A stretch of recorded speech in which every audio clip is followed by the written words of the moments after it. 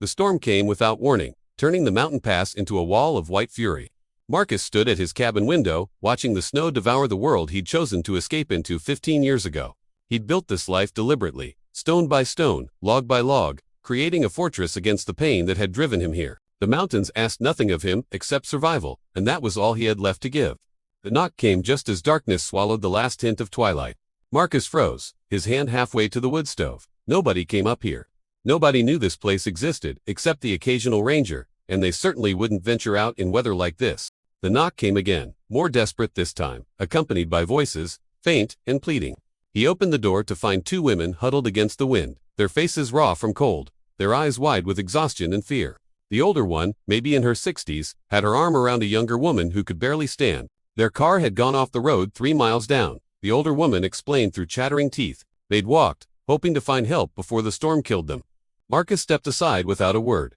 What else could he do? They stumbled in, bringing snow and desperation with them. As he closed the door against the howling wind, he felt something crack inside him, like ice breaking on a spring river. He hadn't spoken to another person in 6 months. He hadn't wanted to. The older woman introduced herself as Eleanor, and the younger one was Sarah, her daughter-in-law. Sarah's husband, Eleanor's son, had died 8 months ago in a construction accident. They were driving to Seattle to start over when the storm caught them. Eleanor spoke while Marcus brought blankets and started heating soup. Sarah just stared at the fire, her eyes empty in a way Marcus recognized too well. He told them they could stay until the storm passed, then quickly added the words that had become his shield against the world. I never had a wife, he said, his voice rough from disuse. Never had family. Don't know much about helping people. It was meant to lower their expectations, to keep them from seeing him as anything more than a temporary refuge. It was meant to protect him. But Eleanor looked at him with eyes that had seen too much life to be fooled by such simple lies. She didn't challenge him though. She simply thanked him and helped Sarah to the small guest room that Marcus had built but never used. The storm raged for 3 days. During that time, something extraordinary happened in that isolated cabin.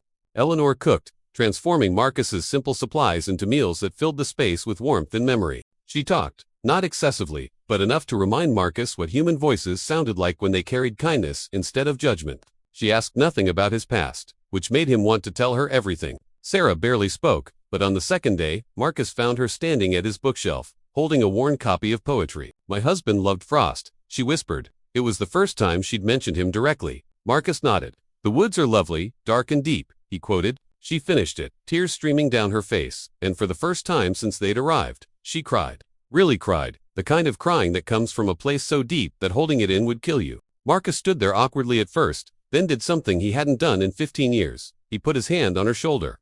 I had a wife, he said quietly. Her name was Claire. She died bringing our daughter into the world. They both died. The words came out like stones he'd been carrying in his chest. I never told anyone, because saying it made it real. I came here to forget, but you can't forget love. You can only decide what to do with the space it leaves behind. Eleanor found them there, Sarah crying into her hands, Marcus standing with his own tears finally falling. She joined them, this small circle of broken people, and they stood together while the storm raged outside. On the 4th day, the sky cleared to a blue so bright it hurt. The road crews came through, and Marcus drove the women down the mountain in his old truck. At the highway, where their car had already been towed, Eleanor embraced him. You saved our lives, she said. Marcus shook his head. You saved mine. I'd forgotten I was still alive. Sarah handed him a piece of paper with an address in Seattle. When you're ready to remember, instead of forget, she said, we'll be here.